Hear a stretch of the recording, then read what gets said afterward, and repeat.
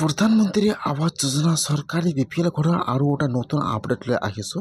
সেইটো আপডেট হ'ল যদি আপোনালোকে এইবাৰ চৰকাৰী ঘৰৰ কাৰণে নতুনকৈ এপ্লিকেশ্যন কৰিলে আৰু আপোনালোকে এতিয়ালৈকে চৰকাৰী ঘৰৰ পইচা লাভ কৰা নাই, তেনেহ'লে কিন্তু আপোনাৰ কাৰণে ভাল খবৰ আহি গ'ল। এতিয়া এইবাৰ যিসকলে চৰকাৰী ঘৰৰ কাৰণে অনলাইনত এপ্লিকেশ্যন কৰিছে সকলোৰে নাম কিন্তু ভেৰিফাই হৈ গ'ল। এটা কিন্তু চৰকাৰী ঘৰত নতুন এখন ভেৰিফাই লিষ্ট আহি গ'ল। যিসকল মানুহৰ লিষ্টত নাম থাকিব সেইসকল মানুহৰ একাউণ্টত ঘৰৰ পইচা সোমোৱা আৰম্ভ হৈ গ'ল। কেনেকৈ আপোনালোকে চৰকাৰী বিপিএল ঘৰৰ নতুন একাউণ্ট ভেৰিফাই লিষ্টটো আপোনালোকে আপোনাৰ নিজৰ মোবাইলৰ পৰা চেক কৰিব। মই হৈছে এইটো ভিডিঅ'ত আপোনালোকক সম্পূৰ্ণ প্ৰচেছ ষ্টেপ বাই ষ্টেপ দেখুৱাই দি আছোঁ। যিসকলে এতিয়ালৈকে চৰকাৰী ঘৰটো লাভ কৰা নাই সেইসকলে আজিয়ে চৰকাৰী ঘৰৰ নতুন একাউণ্ট ভেৰিফাই লিষ্টটো আপোনালোকে আপোনাৰ নিজৰ মোবাইলৰ পৰা চেক কৰক যে আপোনালোকৰ নামটো লিষ্টত আহিছে নে অহা নাই আৰু আপোনালোকৰ নামটো ভেৰিফাই হৈছে নে হোৱা নাই চেক কৰক। এতিয়া আপোনালোকে ফাৰ্ষ্ট এইটো অপশ্যনত আহি যাব pmayg.nic.in। মই কিন্তু আপোনাৰ সুবিধাৰ কাৰণে অপশ্যনৰ লিংকটো মোৰ ডিছক্ৰিপশ্যনত দি দিছোঁ। আপোনালোকে ডাইৰেক্ট ক্লিক কৰি ফাৰ্ষ্ট এইটো অপশ্যনত আহি যাব। অহাৰ পিছত ইয়াত চাব 2 নম্বৰত চাব দিয়া আছে আৱাস। এতিয়া আপোনালোকে এবাৰ আৱাস ওপৰত ক্লিক কৰিব। যেতিয়া আপোনালোকে আৱাস ক্লিক কৰিব এতিয়া কিন্তু আপোনাৰ ওচৰত আৰু এটা এতিয়া নিউ পেজ অ'পেন হৈ যাব এনেকুৱাকৈ। এতিয়া আপোনালোকে ইয়াত চাব 2 নম্বৰত দিয়া আছে ৰিপৰ্ট। এতিয়া আপোনালোকে ৰিপৰ্টৰ ওপৰত ক্লিক কৰিব। এতিয়া আপোনাৰ ওচৰত এইটো পেজ অ'পেন হৈ যাব এনেকুৱাকৈ। এতিয়া আপোনালোকে অলপমান তলত আহি যাব। ইয়াত চাব ইয়াত যিটো F নম্বৰ অপশ্যন দিয়া আছে EFMS ৰিপৰ্ট অলপমান তলত আহি যাব।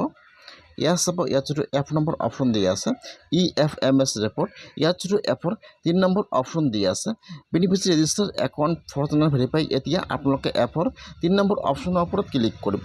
এতিয়া আপোনাৰ ওচৰত আৰু এটা নিউ পেজ অ'পেন হৈ যাব এনেকুৱাকৈ। এতিয়া আপোনালোকে অলপমান তলত আহি যাব। ইয়াত চাব দিয়া আছে অল ষ্টেট। আপোনালোকে ফাৰ্ষ্ট সেইটো অপশ্যনত ক্লিক কৰিব। ফাৰ্ষ্ট ইয়াত আপোনাৰ ষ্টেট নাম আছাম ছিলেক্ট কৰি লৈ ল'ব, ষ্টেট নাম আছাম।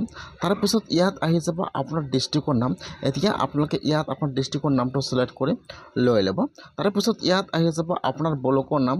এতিয়া আপোনালোকে ইয়াত আপোনাৰ ব্লকৰ নামটো ছিলেক্ট কৰি লৈ ল'ব। ফাৰ্ষ্ট ষ্টেট, তাৰপিছত ডিষ্ট্ৰিক্ট, তাৰপিছত ইয়াত আহি যাব আপোনাৰ পঞ্চায়ত নাম ছিলেক্ট কৰি লৈ ল'ব। ইয়াত আপোনাৰ এড্ৰেছটো সকলো ছিলেক্ট কৰি লৈ ল'ব। তাৰপিছত আপোনাৰ ওচৰত আহি যাব কেপচা। এতিয়া আপোনাৰ ওচৰত যিটো কেপচা আহি যায় এতিয়া আপোনালোকে ইয়াত কেপচাটো বহাই দিব। কেপচাটো বহাই দিয়ে আপোনালোকে এতিয়া ছাবমিটৰ ওপৰত ক্লিক কৰিব। যেতিয়া আপোনালোকে ইয়াত কেপচাটো বহাই দিয়ে ছাবমিটৰ ওপৰত ক্লিক কৰিব এতিয়া কিন্তু আপোনাৰ ওচৰত এখন ভেৰিফাই লিষ্টটো ইয়াত অ'পেন হৈ যাব এনেকুৱাকৈ। এতিয়া আপোনালোকে ফাৰ্ষ্ট ইয়াত চাব ইয়াত আপোনাৰ ঘৰৰ ৰেজিষ্ট্ৰেশ্যন ID নম্বৰ আহি যাব। তাৰপিছত ইয়াত আপোনাৰ ফুল নেম আহি যাব। তাৰপিছত আপোনালোকে যিটো বেংকৰ একাউণ্ট জমা কৰিছিল ইয়াত বেংকৰ নামটো আহি যাব। তাৰপিছত এই ফলত আহি যাব ভেৰিফাই এণ্ড পেণ্ডিং।